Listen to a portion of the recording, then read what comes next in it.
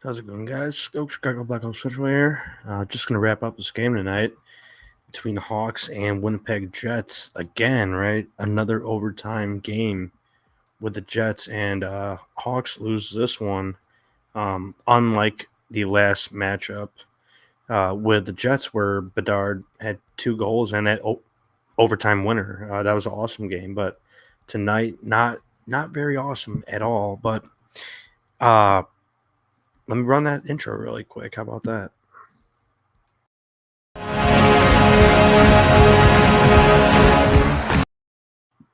Yeah, so final score 3-2 tonight. Overtime loss in the first 25 seconds. Just a rough middle of the game there. Second period was rough, but thought the effort was decent all around. Bedard did go pointless tonight. No points on the board. A few chances. I believe a shot or two on net. He played how he usually plays, but I think the Jets they slowed him down by making the game a little more physical. A few rough moments, right, where they get into it, and Beauvillier, I believe, stepped in for Bedard there to help him out against Dillon. Brendan Dillon, I think he's like 6'5", 6'6", so big guy, but they did a good job of slowing down Bedard, but he still had his chances, and unfortunately, unfortunately, no points tonight. But let's go through the lineup first off before we get into the stats. Let's check it out here. So, same lines as last game. Foligno, Bedard, Kurashev. Um, thought the first line was a little choppy, right? With zone entries and just moving the puck. That that type of chemistry just wasn't there tonight with Kurashev and Bedard. Foligno, they Coach Luke did rotate um, Beauvillier up to the first line, so not a rotation, but he switched it up. I believe towards the end of the second period there, trying to get something going on offense, right? So he did put Anthony Beauvillier on the first line with Kershaw and Bedard. I thought they moved the puck a little better, but not not not perfect, right? Did not work out very well. But the Jets played good defense. They locked down that first line pretty well tonight. So not much we could do there. But looking at the second line, Blackwell, Dickinson, Anderson, uh, they played very well. That line, Dickinson up the middle, winning faceoffs. Joey Anderson is just very impressive battling in the corners, winning battles too. He's been playing very well. He knows his role. He knows what he has to do. Um, doesn't play a crazy game, right? He plays a simple game, but he plays his role and he plays it tough. And he's been doing very well. So credit to Joey Anderson. That's good for him, and that's making the whole line better. With Colin Blackwell also playing very well, playing his role perfectly. Skating very well now, showing some speed, showing some moves, scoring 1 goal tonight. Colin Blackwell, so good on him. Line three was Beauvillier, Tyler Johnson, and Taylor Radish. Later rotated with Foligno down the line three there. But thought that line also played decently. The fourth line didn't get much going tonight. Entwistle, Reese Johnson, Donato. Um, respect for Reese Johnson, but I think Boris Kachuk was playing well before, right? Just moving the puck and skating. Didn't understand really the need for Reese Johnson to rotate in there. Didn't make a lot of sense, but we'll see if there's a change for Sunday, right? Possibly against the Detroit Red Wings and the Chelios retirement ceremony. So we will see what happens with the lineup. But let's take a look at the D pairings of Vlasic, Jones, Korchinski, Magna, Tenorti, Phillips. Um, I did not even notice Phillips was playing tonight. Completely forgot that Isaac Phillips was in. But maybe that's not such a bad thing. Didn't notice any crazy giveaways or defensive breakdowns, so maybe he was playing very well, but didn't eye in on him big time tonight. So it is interesting to see how he played. But Vlasic Jones, Vlasic with a bounce back performance after a few, not terrible games, but a few rough games here and there, right, for Alex Vlasic, but he's been excellent all year, and he had a nice bounce back game today. Moved the puck well, skated well. Um, awesome to see for Alex Vlasic. There's not much else that you can ask from him right now. He's doing a lot on that first pairing, and that's just awesome to see. Peter Mrazek in net tonight stood on his head again, right? Making some real good saves there.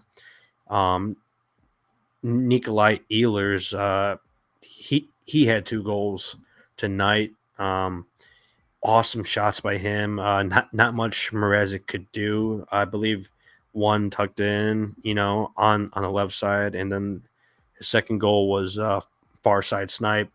He wasn't going to stop that one. Just not in that type of position. But let's take a look at the stats now. Um, let's take a look at shots. I don't think the shots were that far off. Yeah, so starting out in that first period there, moving over to the game stats, the Hawks were up in shots starting out in that first period, but you could see the momentum shift in the second period. Big rushes from Winnipeg, and the total shots end up being 35 Hawks, 31 Winnipeg. But it's the execution on plays, right? And obviously having Ehlers on the Jets, he's flying in and just ripping it. I mean, he's a real good player, and really good players are gonna do that. They're gonna score goals like that. But 50% each for the faceoff percentage. So I think we're seeing that faceoff percentage stay consistent now with with a bit of a healthier lineup. You know, with Dickinson in, just the center depth is a little more evened out, and I think that's showing now a bit of a improvement. So that's nice to see. Power play percentage 0 for both. The PK for the Hawks has been on point. They've been playing very well, and the power play tonight not as good as recent games, but I believe it was the second power play. A few scoring chances there, just couldn't execute on our chances, which special teams like we always say is that's the difference in a game. More times than not, executing on special teams, whether it's the PK or PP on the power play, very important. But penalty minutes, Bedard was in the box 2 times, but the first time was just serving a too many men call, and the second one was, I believe, just roughing with Dylan. Just pushing back and forth, but didn't think he really deserved that one. Wasn't much to it. Um, bit of a weird one. So not going to go crazy over his pims tonight, right? Looking at the hits, 15 to 13, 15 for the Hawks. Uh, Fairly physical game, right? Back and forth, more towards that second half of the game there. Block shots, 18 for Winnipeg and 9 for the Hawks. So big difference in that category. Just staying in front of the net, being defensively sound. You have to play your zone and take care of the puck and help out Mrazek because he can't do everything back there, right? But big difference in that, and that shows the puck possession, the control of the pace, um, when you're not stopping the puck, right? And the Jets were buzzing at times with some of their offensive rushes, so you do see a big difference in that when you're not blocking the puck. But big difference in that category there. Giveaways 13-3, 13 for the Hawks. So again, very big difference, and just not being very safe with the puck. Whether it's making a smart play or not, but you have to be accurate, right? With your passing, with your breakout, it's so important to have a clean breakout. And tonight was just very, very sloppy, right? Just a sloppy game all around, really. Didn't really find any consistency for long stretches, but let's take a look at takeaways. 11 for the Jets and 5 for the Hawks. So the Jets are just more in control, right? The skill level, the skill difference, that's a big factor in that, right? That pretty much wraps up the stats here. Let's take a look at the scoring really quick. I believe it was Ehlers that started out with the scoring, so I will take a peek at that. Let me pull up scoring. Let me pull that up right there. Yeah, so Nikolai Ehlers from Dylan DeMello and Morrissey here, Josh Morrissey, and that was about 14 and a half minutes into that first period. It seemed sooner than that, but that's a lot of time passed in that first period. So Hawks co- competing right in that first period, and that was a quick snapshot on that left side of Mrazek's blocker side, and somehow fits it in, tucks it into to that left corner. But great shot by Ehlers. That was the only goal scored in the first. Looking at the second period here, about 2 minutes in there, minute and 49 seconds. Far side wrist shot, just flies in the zone, coming down the right boards there. Nikolai Ehlers, assisted by Josh Morrissey. Ehlers, that was his 18th goal of the season, so he puts the Jets up to zip. Colin Blackwell, awesome move to the net, snapshot goal. Um, Puts a deke on that breakaway. That was 15 minutes and 58 seconds into that second period. Makes game 2-1. So a game is in reach, right? He makes this a game because the Jets had a lot of momentum during that second period. So he makes the game 2-1. Looking at the third period, Tyler Johnson, basically a buzzer beater goal, right? Within a minute left to go. Nice play from Seth Jones at the blue line, kicks it down to Jason Dickinson over to Nick Foligno. Um, awesome pass through the crease, and Tyler Johnson, he puts it home there. Nice little snapshot, one timer. 19 minutes, 17 seconds, so less than a minute to go, right? Ties it up at 2-2. And in overtime, didn't love the decision with Jason Dickinson and Nick Foligno and Seth Jones on the back end. That's all right. Dickinson is fine, but in a game like tonight, I think you just have to give Bedard that opportunity to make something happen.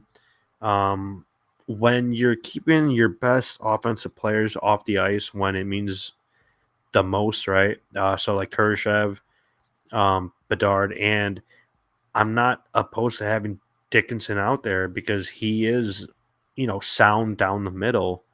w- winning the faceoff, but Nick Foligno fumbles the puck a bit and loses it in the right corner, I believe. Jets fly down the other way. Morrissey to Kyle Connor, stud of a player. That's about 25 seconds into that overtime period there. Uh, and he just snipes it home, 3-2 final score. But yeah, so really wish Coach Luke would just start with Bedard and Dickinson, or even getting a quick change with Kurashev, right? I believe the post game quotes were that's what he wanted to do, was rotate Bedard and Kurashev in, right, after they had possession, but you know, fumbled the puck a little there from Felino, and yeah, Jets take it down the other way. But rough finish. Hawks get a point, but a loss and no Bedard point. Uh, that hurts a little more, right? Hurts a little more than usual because you wanted to see him put up those numbers, right? In a bottoming season, right? Wouldn't say, you know, purposely tanking season because I don't really see it as that. You know, unfortunate year with a few roster stuff and issues, right? But yeah, no Bedard point hurts tonight. But Sunday should be very, very fun with the Chelios jersey retirement. I believe starting at like 3 o'clock, and puck drops at like 5:30, I believe. Hawks versus the Detroit Red Wings. Patrick Kane's return. Don't love that. Don't love seeing him in that jersey, but it is what it is, right? And he's been playing very well. So we will see what happens on Sunday. Hawks and Red Wings. I believe it's 5:30 Central Time, and make sure you tune in for that Chelios ceremony. Right, should be cool. So we will see you Sunday night post game for Hawks and Red Wings. We'll see you. Let's go Hawks.